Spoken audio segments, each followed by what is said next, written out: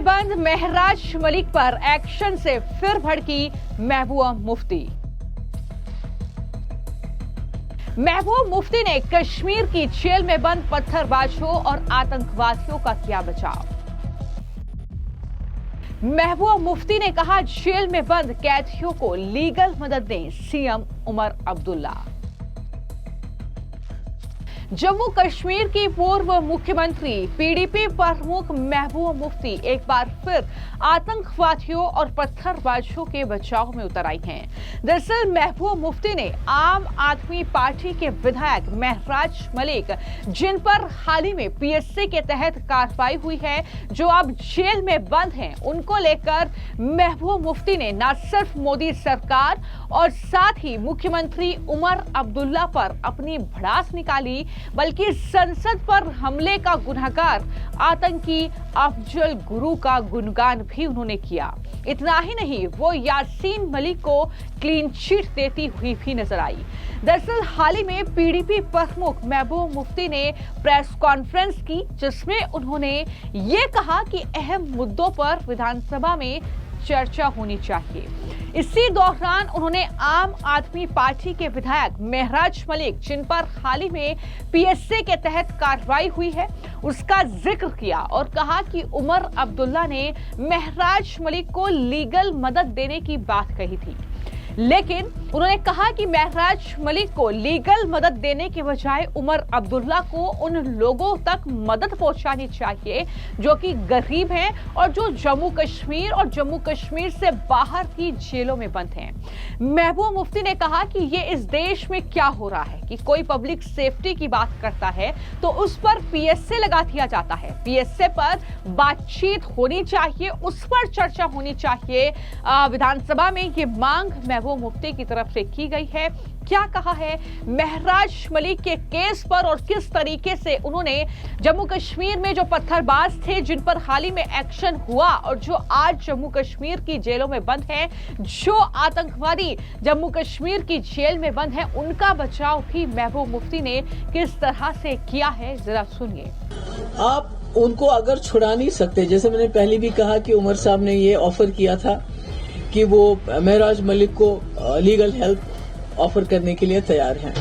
उनको जरूरत नहीं है, मगर जिन लोगों को जरूरत है, जो हमारे कैदी जो है हजारों के तादाद में जम्मू कश्मीर से बाहर हैं, क्या उमर साहब उनको लीगल हेल्प प्रोवाइड करेंगे ताकि उनके केस लड़े जाएं? क्योंकि बड़े गरीब लोगों के बच्चे हैं ये। अगर वो नहीं कर पाते हैं, अगर करना तो चाहिए, मगर तब तक कम से कम उनको यहाँ कश्मीर में वापस लाया जाए जेलों में। क्या इस बारे में असेंबली में जो पहले भी हमने रेजोल्यूशन लाया था, क्या इस किस्म के रेजोल्यूशन पास होंगे, डिस्कशन होगा? इसी तरह से मैं क्या समझती हूँ कि जनरल पब्लिक सेफ्टी एक्ट जो कमिटमेंट भी रही है नेशनल कॉन्फ्रेंस की, ये ठीक है कि वो इस वक्त हटाने की पोजीशन में नहीं, पर क्या कम से कम डिस्कस तो कर लें असेंबली में कि भाई ये क्या हो रहा है कि आप पब्लिक सेफ्टी एक्ट कोई बात करता है जोर से तो उसको पीएसए लगाओ, किसी ने बदकलामी की, एमएलए हो या कोई हो, उसको पीएसए लगाओ। मुझे लगता है पीएसए के ऊपर जनरल डिस्कशन होना चाहिए, क्योंकि हमारे हजारों लोग जो हैं पीएसए के अंदर में कोई, अगर आप महराज मलिक के खिलाफ पीएसए लगा सकते हैं इसलिए कि उसने बड़ी कोई बदकलामी की है, तो आप खुद ही सोच सकते हैं जो कश्मीर के हजारों लोग जेलों में बंद है पीएसए के अंदर, उन्होंने क्या किया होगा, कौन सा बड़ा ऐसा गुनाह किया होगा उन्होंने।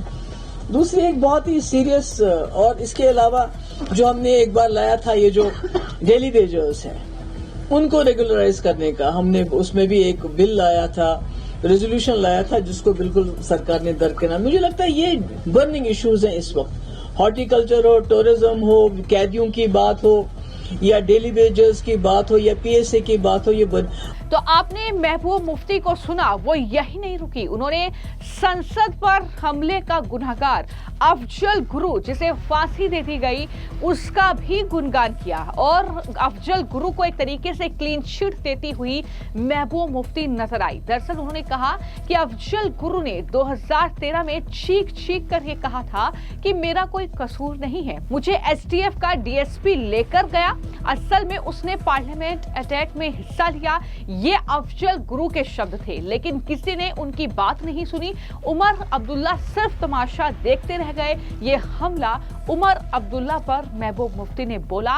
अफजल गुरु को क्लीन चिट देते हुए क्या कहा, जरा सुनिए। पर इसके अलावा मैं एक थोड़ी सी ऐसी बात कहना चाहूंगी जो मुझे मालूम है शाम को जितने भी गोदी मीडिया के चैनल्स हैं उसको उछालेंगे कि उमर साहब को याद होगा 2013 में अफजल गुरु ने चीख चीख के कहा था कि मेरा कोई कसूर नहीं है, मुझे एक एसटीएफ का जो है डीएसपी वो लेके गया, उसने मुझे जिसने असल में इसमें पार्टिसिपेट किया पार्लियामेंट अटैक में, मोहम्मद या क्या नाम था उसको ट्रांसपोर्ट दिया, उसके लिए फ्लैट हायर करवाया, मेरा कोई कसूर नहीं, मगर किसी ने उसकी बात नहीं सुनी। यहां तक कि जब 2020 में देवेंद्र सिंह पकड़ा गया उसके बाद भी उससे कोई सवाल जवाब नहीं हुआ, मिल्टन डू के साथ पकड़ा गया। तो मैं नहीं सब कहती हूँ कि देवेंद्र सिंह ही इन्वॉल्व होगा इसमें, तो ऊपर बहुत बड़ी जो है पोजीशन पे लोग इन्वॉल्व होंगे और तब तो उमर साहब तमाशा देखते रहेंगे।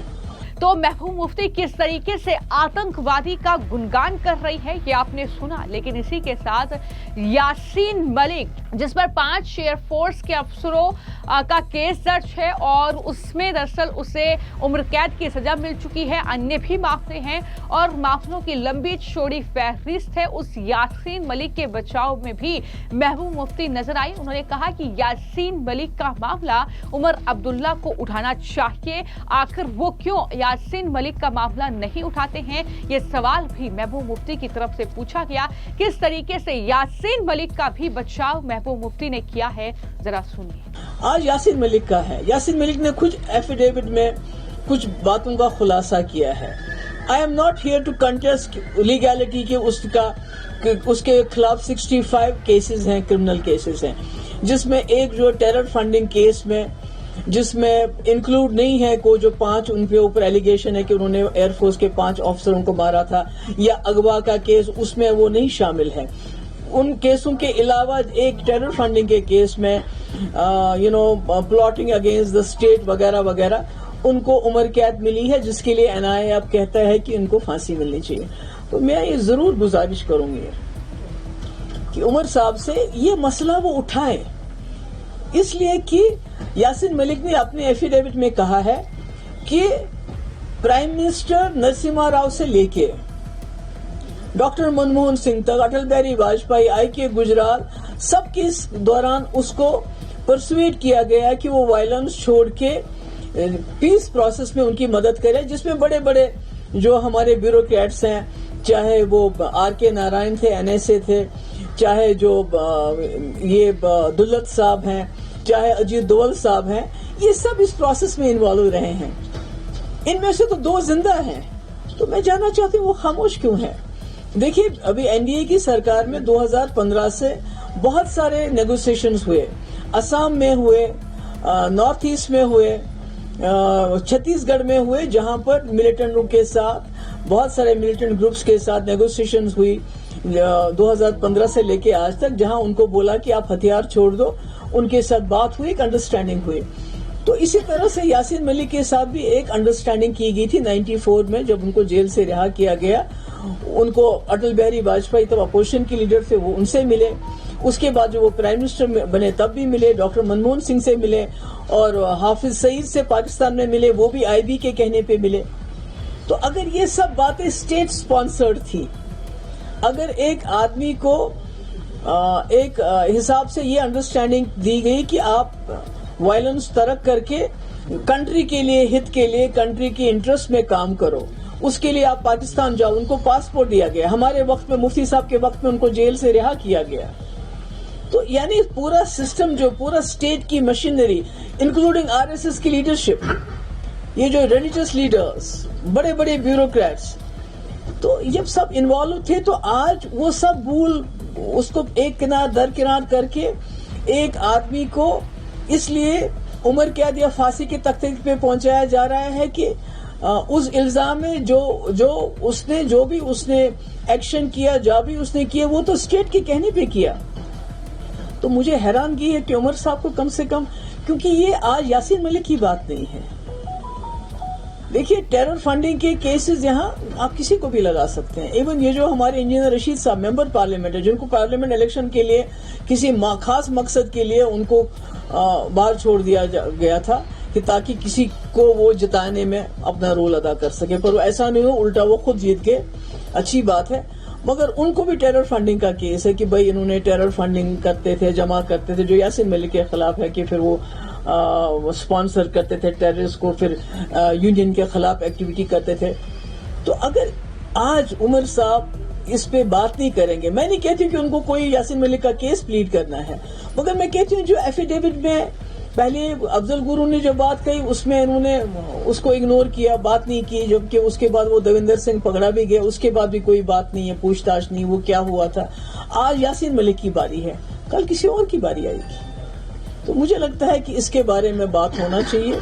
तो ये जम्मू कश्मीर की पूर्व मुख्यमंत्री हैं महबूबा मुफ्ती, जो लगातार हमने देखा है कि जब से आर्टिकल 370 को खत्म किया गया है जम्मू कश्मीर से, लगातार जब उनकी राजनीति इन्हीं पत्थरबाजों, इन्हीं आतंकवादियों के इर्द गिर्द घूमती थी, तब तक सब सही था। लेकिन जब से इन पत्थरबाजों पर शिकंजा कसा गया है, जम्मू कश्मीर में ये कार्रवाई हुई है, यासीन मलिक जैसे चेहरे जो कि आतंकवादियों से मुलाकात करते थे, जो कि 5 एयरफोर्स के अफसरों की हत्या में शामिल हैं, जिन पर न जाने कितने केस दर्ज हैं, जब वो आज जेल में बंद हैं, तो महबूब मुफ्ती को तकलीफ हो रही है। आतंकवादियों पर कार्रवाई से महबूब मुफ्ती की राजनीति एक तरीके से ठप हो गई है और इसी तरह की भड़ास जो है उनकी इस प्रेस कॉन्फ्रेंस में कहीं ना कहीं देखने को मिली है। फिलहाल आपकी इस मामले को लेकर क्या राय है, कमेंट बॉक्स में जरूर लिखें। धन्यवाद।